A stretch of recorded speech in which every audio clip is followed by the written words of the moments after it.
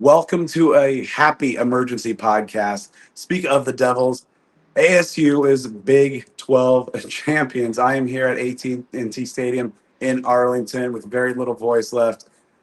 This is a big day, Joe. I mean, this, as we talked about, this might be the most impressive season in Arizona sports history. It's surreal. I mean, there are so many emotions that everybody's feeling right now and have been for the last, I don't know how long it's been since the game ended, but we've all been on cloud nine for sure. I don't even know how to describe these emotions. It really caught me. The moment that really caught me is like a lot of folks I threw on the radio play-by-play for the last few minutes of the game. And, to hear my dad talk about Arizona State winning the Big 12 championship, headed to the college football playoff. It's not an if, it's just against who and where and what seed. Like, that's what it is now. It's unreal. It is surreal. It just has not set in. This whole season hasn't set in yet. The fact this is an 11-win team, to my knowledge, that ties for the second best win total of all time in Sun Devil football history. These superlatives just add up. And as we always remind ourselves, and we like to talk about, I mean, this is a team that was picked last, dead last in the conference. 6 combined wins the last 2 years, and now 11 this year. Best part about it, man, the show goes on. This isn't the end. We're not like celebrating the end of the season. It's a new life and a new day, jumping into the college football playoff as Big 12 champions. It's just what an incredible performance. This was one of the most complete and dominant wins I've seen from ASU in a very, very long time. And when you throw in the magnitude and what's at stake, I mean, that makes it one of the absolute most impressive games and well-coached and well-executed games I've ever seen, and probably has ever been played by ASU. And as you said, it's not the end of the line. Like in the midst of the scrum, confetti flying everywhere.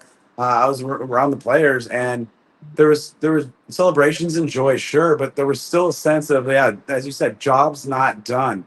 The players feel that they showed the committee more than enough today to get that first round bye. If host the game at the Fiesta Bowl, we'll see how those dominoes fall on Sunday during the selection show, but yeah, this just and first before we dive into the game, maybe just some like put this in perspective, Joe. I mean, it's like back-to-back 3-win seasons. We beat the dead last in the preseason poll to death, but just the overall intangible trajectory of the program, the feeling around the program, the apathy that it like set in on the fan base just 2 years ago to now, where they're the Big 12 champs, they're playoff bound, and it seems like this is like the come up year. This isn't like we've arrived year. So that just makes it seem like there's like just so many greater things are ahead. Yeah, I mean, ASU wasn't able to take this step even when it was winning 7-8 games with regularity.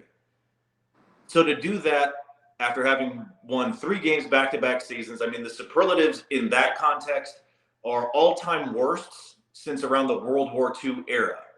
So to be able to have that year-over-year shift is something that really should be the talk of college football this year. ASU should be the darling Cinderella team of college football between the staff and the players. And how can you not love them all? To put this together is just, it's unbelievable. And realistically, what it shows you is when you get people with passion in places of leadership and control, not people who are just trying to be the smartest guy in the room and use $20 college words, not give a damn about their constituents. We don't even need to go into the coaching staff that was before Kenny Dillingham, and I don't want to take this in a negative direction because obviously this is one of the most jubilant days in Sun Devil football history. But it just goes to show you what is possible in sports and in life when you have people who are consumed by passion for what they do. And obviously what I'm talking about right now, Kenny Dillingham and Graham Rossini. And everybody that works there, everybody that's on staff. When you have that passion, and then that exact word is obviously been used a lot by Graham, a lot by Kenny. When you have that, magical things can happen. Even if you may not have the biggest NIL budget in the world, even if you've been unsuccessful on the field in the last couple of years, changes can be made when people buy in, and that's what you have. You have a cultural buy-in, and we're like in uncharted territory here because, before winning 8-9 games was a reason for celebration, and that, every so often 10-win season that still would end up in like the Holiday Bowl or in El Paso or something like that. We can't even wrap our heads around what we're about to see from this program heading into the playoff. Yeah, let's maybe dive into this game. And I think one of the things that really jumped out to me was just Camp Skattebo's reaction to maybe getting snubbed a little bit. I don't know what it was, but he came out with a vengeance. 200 over 200 yards from scrimmage, all kinds of records. I mean, he said about six different ASU single season marks today alone, three total touchdowns, and just he continues to be the heart, the soul, the engine that moves this team.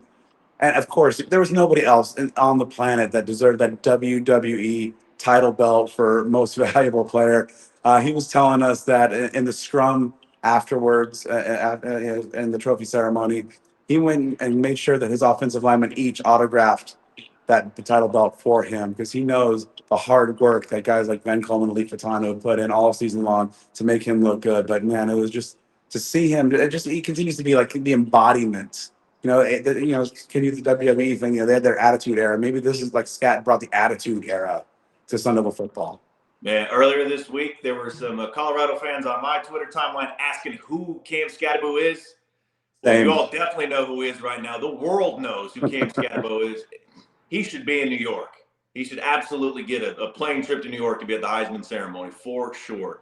Unbelievable. We talked about it in our preview episode today, mentioning about how this could be a Cam Skattebo legacy game. And yeah, maybe it wasn't like the best statistical game that he's had, but the impact was unbelievable. And when you have the type of runs that he had, I mean, there are no words for the way that he was running the ball and the tackles that he would break. And that's demoralizing to a defense. And to be able to switch the field on multiple occasions with these like 40+ yard runs and set ASU into scoring position, just absolutely remarkable.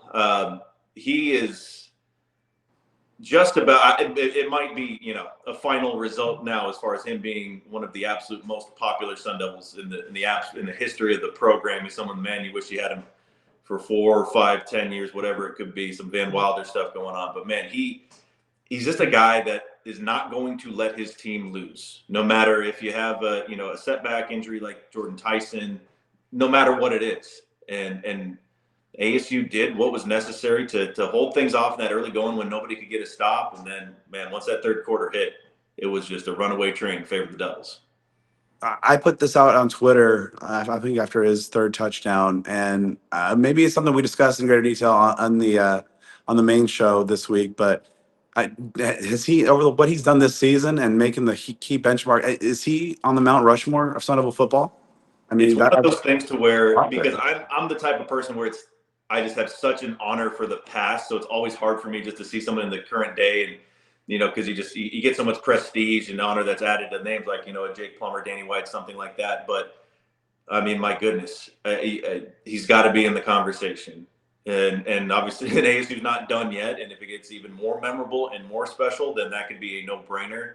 But he's right up there, and as far as like the most important Sun Devils, like the guys that you need to have on the field, and that if you have him on the field, just by virtue of his presence alone, you've got a good shot at winning. He's on a very, very short list and probably a Rushmore of like those MVP Sun Devils for sure.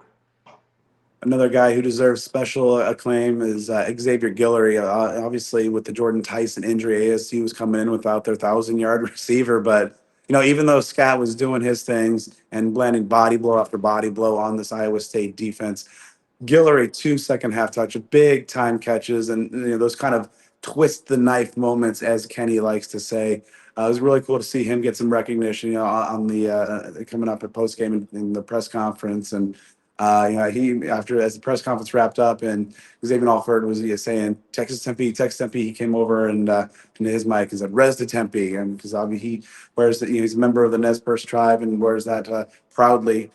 For any folks who saw his touchdown celebrations, but just to see his growth, 4 touchdowns over the last 3 games, and this is a spot where they needed him badly to step up, and he delivered. Yeah, and he's someone that ASU fans were very excited about when he transferred from Idaho State last year as a downfield threat. Had some injury issues last season. It took a little bit to get going this year, but he's got touchdowns in at least 3 consecutive games, and they're big ones there. I mean, that BYU touchdown was huge. The one against Arizona was a 4th down play, even in a blowout. And yeah, for him to have this game in such a huge moment, and he got the fanfare with the 2 touchdowns, but you got to give a great deal of love to the entire group. They stepped up in Tyson's absence Stovall with an outstanding game. Blake McLean coming in off the sidelines for the last couple of months and making the catch of his life. That was a huge one. That was the position group where somebody or a group of people needed to stand up and step up and maybe not be a 10 catch 150-yard guy like Jordan Tyson's been lately, but just catch the ball when it's in your hands and make plays when you can. And those guys did that and then some with touchdown catches or that huge conversion that Stovall had, and obviously the catch by McLean and the running backs get involved in the pass game as well. You have to give an incredible amount of credit to Kenny Dillingham and Marcus Arroyo for the game plan that they had. Iowa State had the number 3 pass defense in the country prior to this game, and that wasn't even a factor. If you would, that not too many people would have believed that statistic after having watched that game. Obviously, AC didn't torch them through the air to 400 or 500 yards, but it was not that difficult to throw the ball. Yeah, so we'll certainly dive into much more detail on the main show dropping early next week. But Joe, what do you think this Sun Devil team said to the college football world at large? Certainly in the post game presser, they said a lot. Cam made his claim that he believes he should be in New York. Kenny said that he should be in New York. That Scat feels he's the best back in the country. And of course, the discourse now, a lot of people saw the way that ASU dismantled Iowa State. And is this a team that deserves a bye? We'll get those answers. But in a large part, what do you think ASU said to the college football world at large today? That this program is for real, that this is not just a program that has been winning close games and surviving and maybe beating teams like an Oklahoma State or Utah, Arizona that are down, Kansas, down from what the preseason expectations were, that they came in against the number 16 team in the country. And that number 16 team was only barely competitive for a few minutes of the first quarter. And ASU laid them to waste in a conference championship game. This is supposed to be the epicenter of parity, right? ASU walked in the park all over them. The committee needs to take them seriously. I'll agree. I think maybe Boise State should have a Heisman Trophy winner, but they should not have a bye into the college football playoff. ASU made that message loud and clear, not just today, but with the body of work that they put together this season. So that should be the case. Cam Skattebo should get an invite to the Heisman Trophy ceremony. Kenny Dillingham is the national coach of the year, and anybody who wants to vote or say differently is just doing the wrong thing. This program's for real. The Big 12 is a hell of a conference, and the Sun Devils are the kings of the Big 12 conference in 2024. Just like we all predicted back in August. I might have to dig up the spreadsheet of all the roundtable predictions and see how close any of us were. We'll take a lot of pride in taking those L's. Yeah, for sure. All right. So, yeah, Joe and I will be back early next week as we dive in our full episode and really get in. And by that time, we'll know ASU's postseason fate and the route to the national championship that they must take. In the meantime, follow the show on social on Twitter at SOTD Podcast, Instagram at Speak of the Devils. Subscribe on YouTube, like us on Facebook, and give me a follow at BeatDenny29. And I'm Joe Healy, 42. All right. So we'll be back here in your feeds Monday night.